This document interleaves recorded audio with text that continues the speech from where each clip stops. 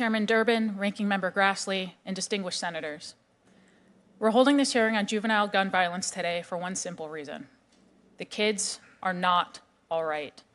But the reasons why they're not all right are far more complex than our current national dialogue often admits. Despite some horrific high-profile mass school shootings in recent years, these are just a fraction of a percent of the problem. And I know, how can I possibly sit here next to a witness who lost a child at Parkland and when we're still burying kids after Uvalde and say that? I don't expect that statistical probabilities make any parent feel the least bit better when mourning the loss of a child.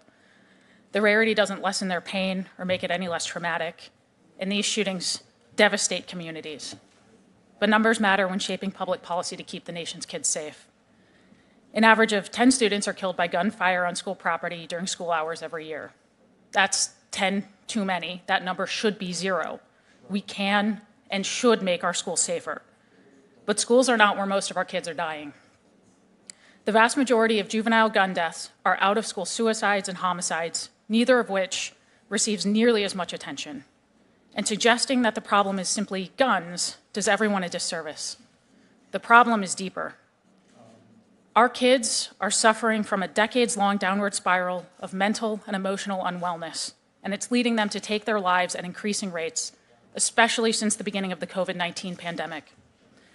Well over 1,000 high school-aged teens killed themselves with firearms last year. Over 1,000 more killed themselves without a firearm.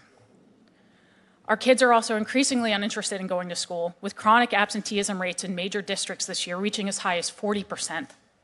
This, unsurprisingly, correlates with kids increasingly engaging in serious criminal behaviors that make it more likely they'll victimize others or become victims of gun violence themselves.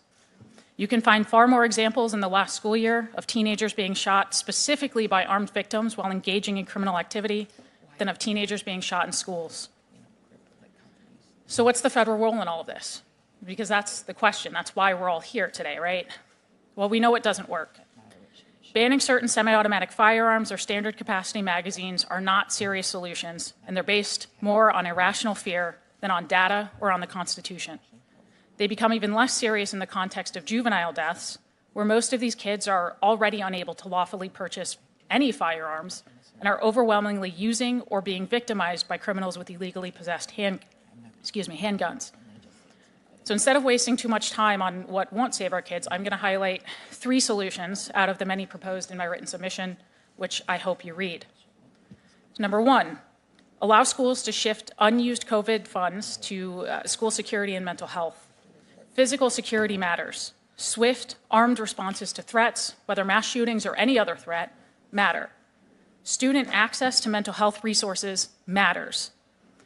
Schools have access right now to over $100 billion in already allocated COVID relief funds. They can and should be able to use it in the short term to hire mental health professionals and invest in physical security needs as a short-term solution, giving them flexibility over the next few years to cut administrative bloat and prioritize long-term spending where it will be most effective.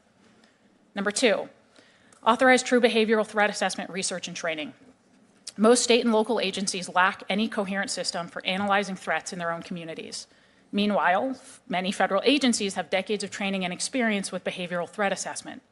Congress can facilitate this process of taking these strategies that we know work at a federal level to prevent targeted mass violence and retooling them in a way that makes sense for state and local entities. Number 3, provide healthier, more stable environments for our kids. The root of the problem is not guns.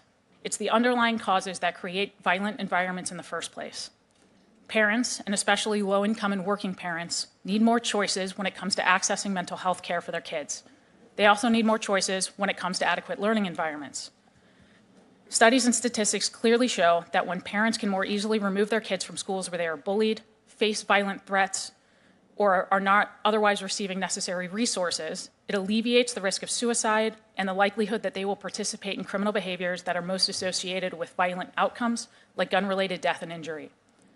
Kids deserve educational environments where they feel safe and are most likely to develop into thriving adults, regardless of income or zip code. Senators, it's clear that the kids are not all right. They're increasingly suicidal, They're increasingly engaging in serious criminal behaviors. They're increasingly deciding that school just isn't worth it, and we are watching as their futures and their lives vanish. We are losing our kids. And if we don't act soon and act to stem these problems at the source, it won't just be the kids that we're losing. We will lose an entire generation of adults as well. And I look forward to your questions.